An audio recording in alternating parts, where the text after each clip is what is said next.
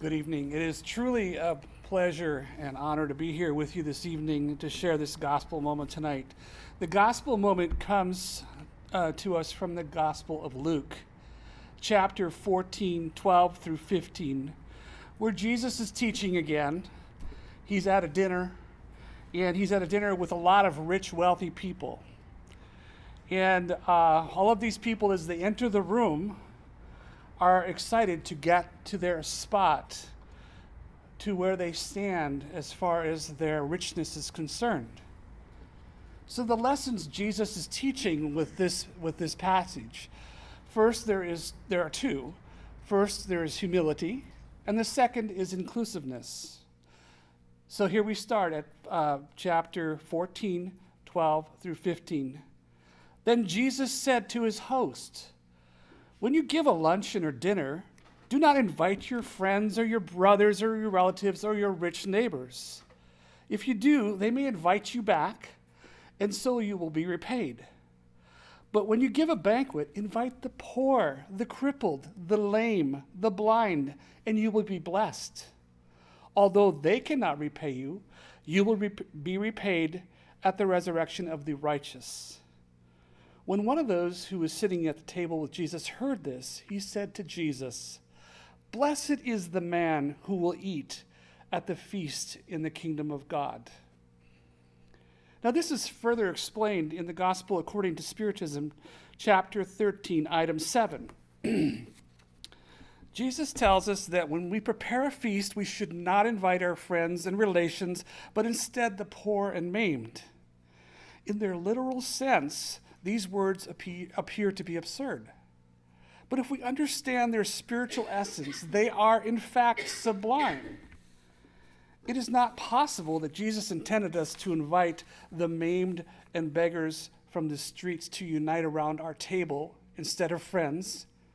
His language was almost always figurative, as the people of those times were not capable of understanding delicate shades of thought.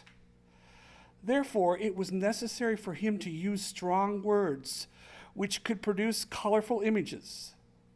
Nevertheless, the essence of his thought is revealed in this sentence, "And thou shalt be blessed, for they cannot repay thee."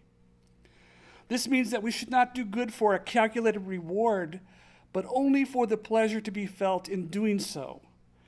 Using a striking comparison, Jesus says, "Invite the poor to your feast because you know they cannot recompense you." By the use of the word feast, we should understand that this is not in actuality, but is meant to represent the abundance generally enjoyed by most. However, the warning can also be applied in a more literal sense. How many of us invite to our table only those who, as is said, will honor us or return our invitation? There are, on the other hand, those of us who find satisfaction in receiving friends and relations who are less fortunate than ourselves. In this way, a great service can sometimes be done without showing it.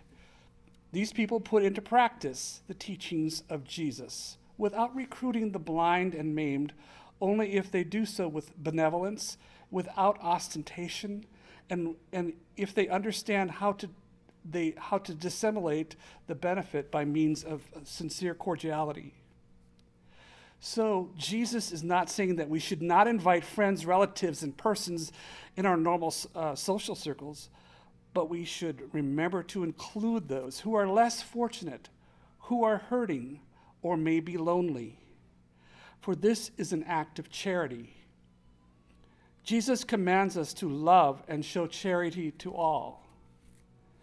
It has been said, to truly love and show charity means to do so expecting nothing in return.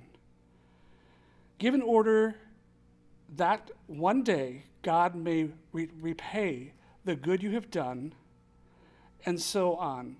On leaving your terrestrial body behind, you may encounter a host of grateful spirits who will receive you at the threshold to a happier world. If only you could know the joy felt when, on reaching the world beyond, when you find those whom you've been given to serve. Thank you.